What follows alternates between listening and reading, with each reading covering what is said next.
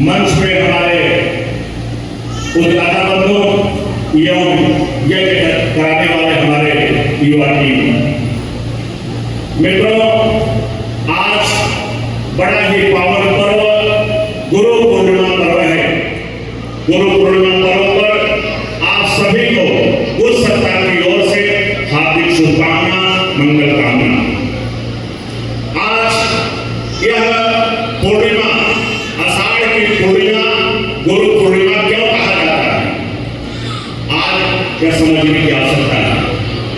मित्रों, आपको समझना होगा, इस संसार में कोई भी व्यक्ति पूर्ण नहीं है। यहाँ तक कि प्रकृति के जो अणु हैं, प्रकृति के जो ग्रह नक्षत्र हैं, सारे अपने कक्ष में तेजी से दौड़ रहे हैं, चल रहे हैं, लेकिन अपने कक्ष में चाहे पृथ्वी हो, चाहे चंद्रमा हो, चाहे अणु हो, चाहे ग्रह नक्षत्र हो, दौड़ क्यों रहे हैं ये विज्ञान आज भी पता नहीं कर पाया। इसलिए दौड़ रहे हैं क्योंकि इनका उद्गम का जो स्रोत है वहां तक पहुंचना चाहते हैं। उसी प्रकार मनुष्य के अंदर बैठी हुई जो आत्मा है वो भी पूर्ण नहीं है, वो भी परमात्मा तक पहुंचना चाहता है। क्यों? ईश्वर अंश जीव अविनाशी, यह हमारा जो जीव है, हमारा आत्मा है, ये परमात्मा का ही अंश है और ये आत्मा भी परमात्मा तक पहुंचने के लिए लालायित है, दौड़ रहा है।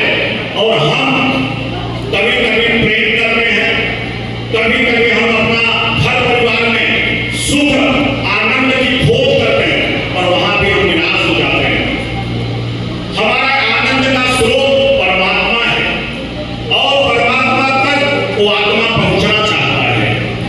तो इन सब आत्मा जितने हमारे अपूर्णता है, वो पूर्णता की ओर पहुंचाने का अगर कोई सहयोग करता है वो हमारा गुरु करता है। इसलिए इस पूर्णिमा का नाम ही गुरु पूर्णिमा है। पूर्णमदः पूर्णमिदं पूर्णात् पूर्णमुदच्यते। हम पूर्ण की कामना करते हैं और अगर हम पूर्ण होना चाहेंगे तो बगैर गुरु के सहयोग से नहीं हो पाएगा। मित्रों, आज गुरु महात्मा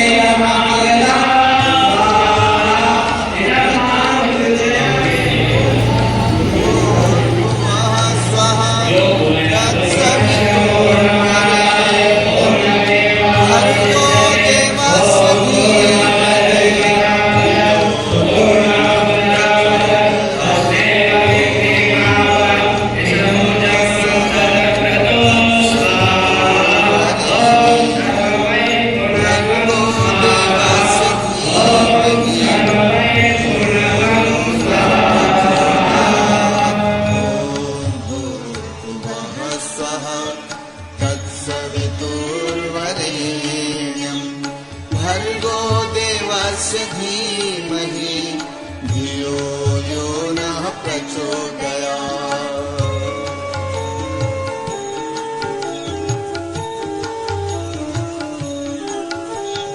ॐ भूर्भुवः स्वः तत्सवितुर्वरेण्यं भर्गो देवस्य धीमहि धियो यो नः प्रचोदयात्। ॐ भूर्भुवः स्वः तत्सवितुर्वरेण्यं भर्गो देवस्य धीमहि धियो यो नः प्रचोदयात्।